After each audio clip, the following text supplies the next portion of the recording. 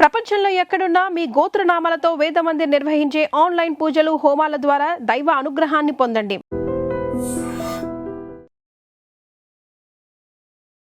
నమస్కారం, welcome to I dream. ధర్మ మార్గం విత్ విజిత కార్యక్రమానికి స్వాగతం.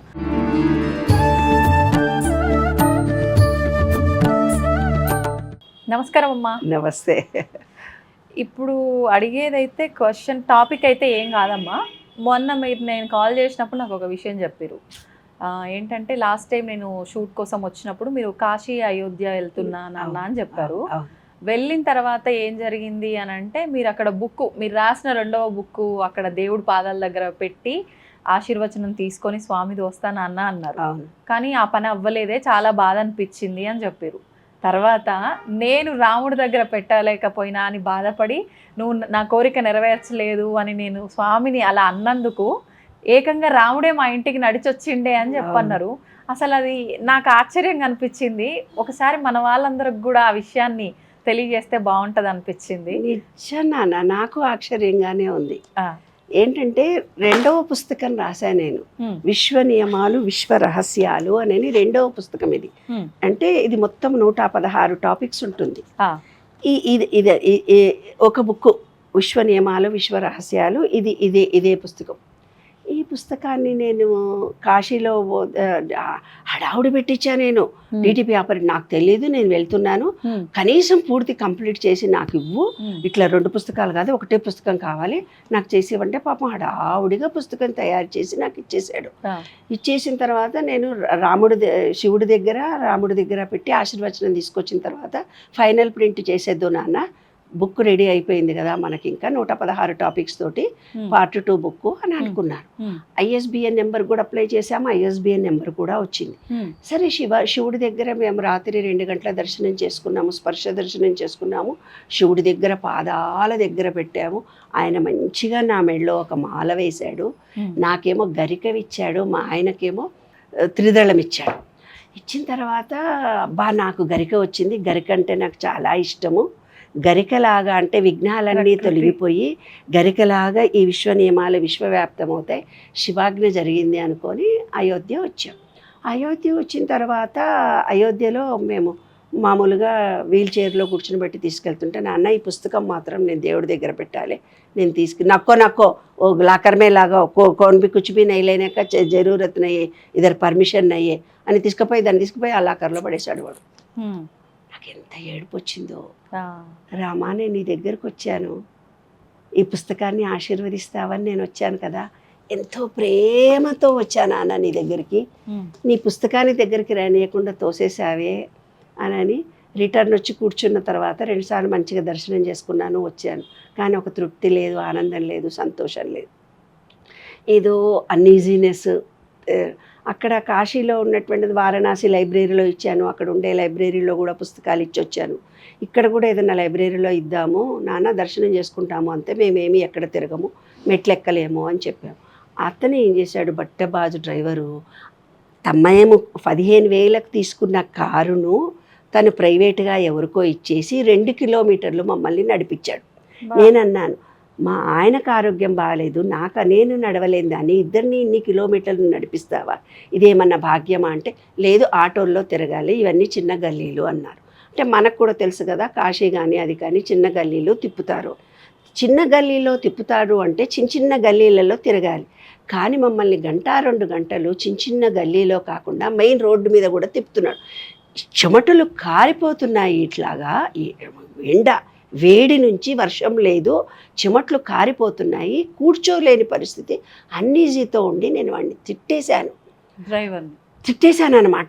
అతను కారు తీసుకురా బేటా, నీవు కారు తీసుకురా అంటే వాడికి ఫోన్ చేస్తే, గంగా హారతి బోల్కే ఎక్కడెక్కడైనా చూపించు, దొంగ మాటలు చెప్పేసే వాళ్ళకి ఏదన్నా చెప్పి మేనేజ్ చేయరాదు, నేను వేరే వాళ్ళ సవారీలో ఉన్న వాళ్ళని ఎక్కడో తిప్పుతున్నా, నేను చాలా దూరంగా ఉన్నా రానని చెప్తున్నాడు వాడు హిందీలో.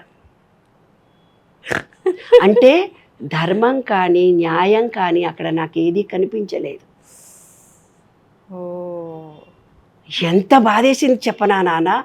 అయినాక నేను ఆ అబ్బాయి మళ్ళీ కారు తీసుకొని వచ్చిన తర్వాత కారులోనే ఎక్కితే నేను కూర్చోను అని కూర్చున్న తర్వాత కారు ఎక్కి నేను ఇంటికి వెళ్ళేటప్పుడు వాడిని ఒకటే మాట అన్నా, బాబు ముసలి వయసులో ఉన్నాము, ఆపరేషన్ అయింది, ఆయన కిడ్నీ కూడా తీసేశారు, పేషెంట్, ఇద్దరం పేషెంట్ము, నిన్ను మాకు తోడుగా ఉండమని మేము 15,000 రూపాయలు డబ్బు కట్టాము, ధర్మంగా నువ్వు మాకు అన్ని దగ్గరుండి కారులో తిప్పి చూపించాలి కదా, అవును. నీకు ఎంత వచ్చింటాయి మహా అంటే 500 రూపాయలు వచ్చుంటాయి, నేను ఆ 500 ఇవ్వలేకపోయేదాన్న.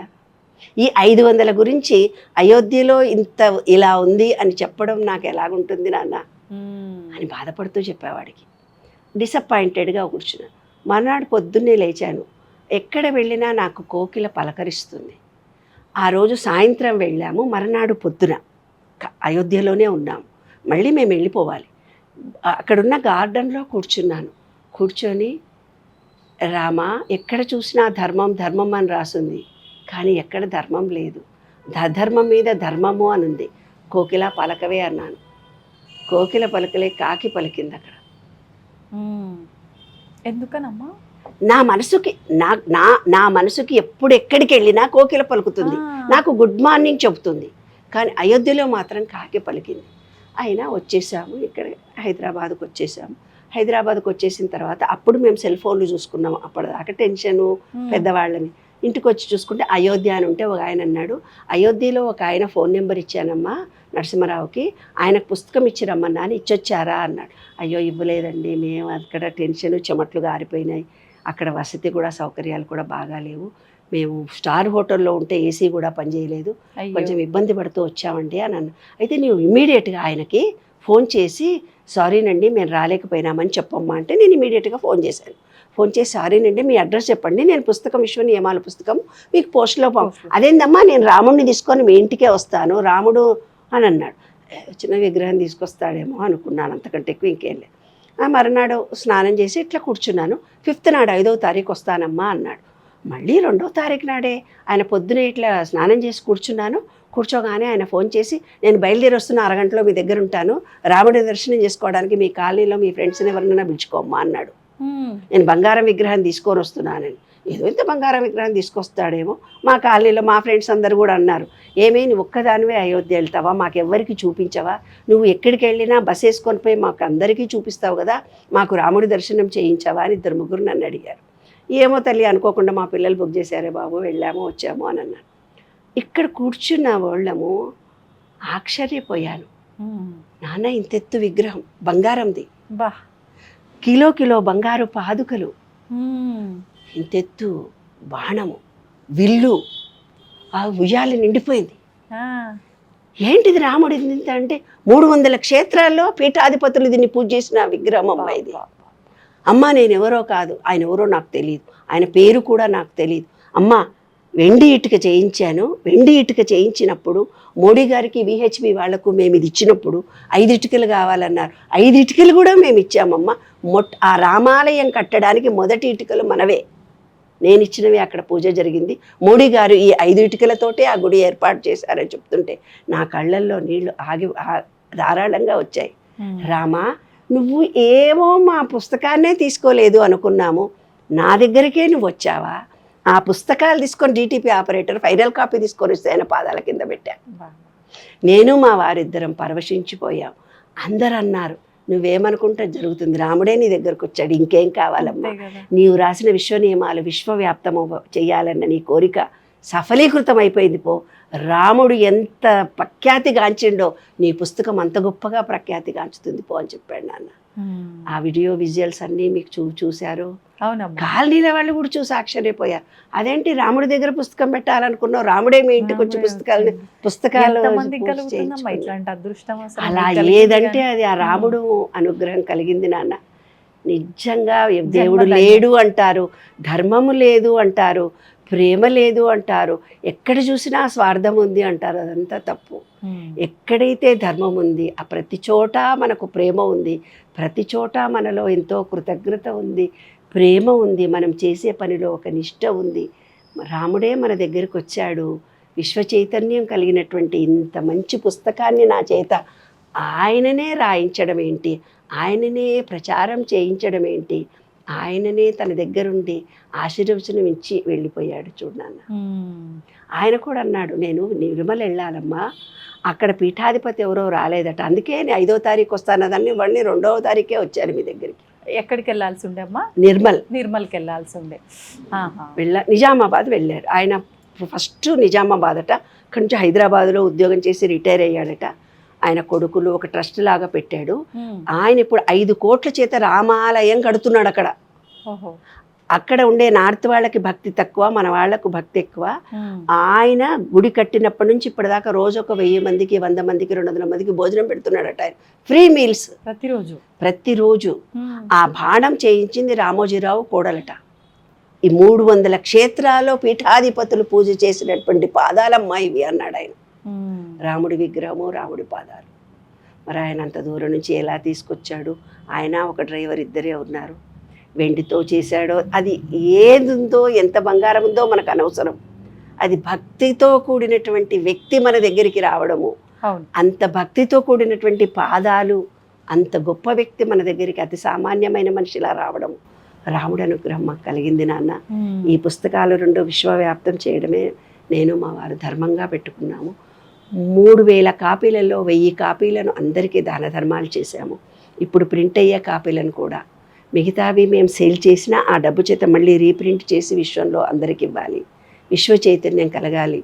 ఈ విశ్వము అనేది పంచభూతాలతో నిర్మితమైంది. మన శరీరము పంచభూతాలతో నిర్మితమైంది. భూతత్వం నశించిపోతుంది కాబట్టే బొక్కలు అరిగిపోతున్నాయి.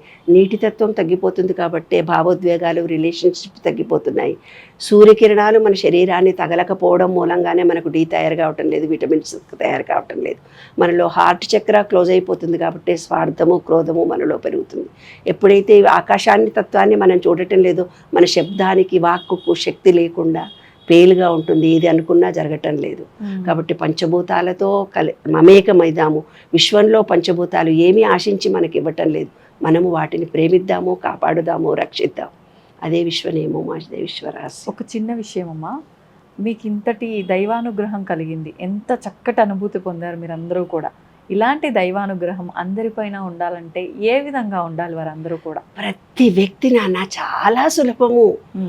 ఒక ప్రేమ, ఒక కృతజ్ఞత, ఒక ప్రేమ, ఒక కృతజ్ఞత. ప్రతి మనిషిలో ఒక ప్రత్యేకత ఉంటుంది నాన్న. ఎవరిని నువ్వు చులకనగా చూడకు, తీసి పడేసినట్టుగా మాట్లాడకు, గౌరవించకపోయినా పర్వాలేదు, హీనంగా మాట్లాడకు, వాళ్ళ ఈగో దెబ్బతినేటట్టుగా మాట్లాడకు. జీవితంలో మొదటి సూత్రం నాన్న, నేనే అని కాదు, మనము అనే దాంట్లో నుంచి మనం ఉద్భవించాము. చిన్న చీమ దగ్గర నుంచి విశ్వంలో ఉండే ప్రతి జీవికి మనకు కనెక్షన్, ప్రతి మనిషికి మనకు కనెక్షన్, విశ్వంలో ఉండే ప్రతి ఎనర్జీకి మన ఎనర్జీకి కనెక్షన్. ఏ ఎనర్జీనైతే నువ్వు నెగటివ్గా చేసుకుంటావో అదే నీ జీవితంగా మారుతుంది. కాబట్టి ఒక ప్రేమ, కృతజ్ఞత పెంచుకోండి. ఎప్పుడైతే మీకు చిన్న సహాయం చేసిన 9 నెలలు కన్నా అమ్మా నాన్న ఎవరైతే ఉన్నారో వాళ్ళని ముందు నలుగురిలో అవమానపరచకండి, తీసి పడేసినట్టుగా మాట్లాడకండి. వాళ్ళను ప్రేమించకపోయినా పర్వాలేదు, తీసి పడేసినట్టుగా మాట్లాడకండి. మీరు గౌరవించకపోయినా పర్వాలేదు, కానీ వాళ్ళని చులకనగా చూడకండి, నలుగురిలో అవమానించకండి. అమ్మ ప్రేమ, నాన్న ప్రేమ మళ్ళీ మీకు దొరకదు. వాళ్ళను తర్వాత గురువులు, ఏ గురువు అయితే మనకి ఈ శాస్త్రాలను, వేదాలను, ఉపన్యాసాలను, భగవద్గీత ద్వారాను ఎంతోమంది గురువులు మనకు ఉపయోగపడ్డారు. అందరికీ కృతజ్ఞత చెప్పండి. ఈ శరీరము మనకు వచ్చింది, శరీరంలో ప్రతి అణువణువును ప్రేమించండి. ప్రేమ, కృతజ్ఞత మనలో ఉన్నన్ని రోజులు తప్పనిసరిగా విశ్వం మనతో మాట్లాడుతుంది. మనం అనుకున్న కోరిక నెరవేరుతుంది నాన్న. అందుకే నేను ఎక్కడికి పోయినా, ఈరోజు కూడా మబ్బులుగా ఉంది కానీ సూర్యుడు గుడ్ మార్నింగ్ చెప్పాడు. ఒక కోకిల వచ్చి హాయ్ గుడ్ మార్నింగ్ చెప్పింది. అండమాన్ నికోబార్ వెళ్ళాను, అక్కడ కూడా కోకిల పలికి గుడ్ మార్నింగ్ చెప్పింది. నేను నీళ్లు కావాలి అన్నాను, నీళ్లు నా దాకా వచ్చాయి. మా వాళ్ళందరికీ నీళ్ళల్లో నేను మునిగొచ్చానంటే వాళ్ళు వచ్చేసరికి నీళ్ళు లేవు అక్కడ. ఆ ప్రకృతి విశ్వం నాతో ఉంటుంది, నేనే విశ్వము. ప్రతి వాళ్ళు కూడా చక్కగా విశ్వాన్ని అడిగి తమ కోరికలు తీర్చుకోవచ్చు నాన్న. సంతోషం, ధన్యవాదాలు. నమస్తే.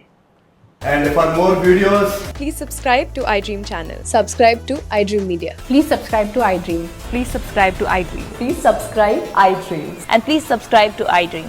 For more videos, subscribe to iDream. please like, share and subscribe to the channel. Congratulations, iDream. Subscribe to iDream. Subscribe to iDream. So subscribe to iDream Media.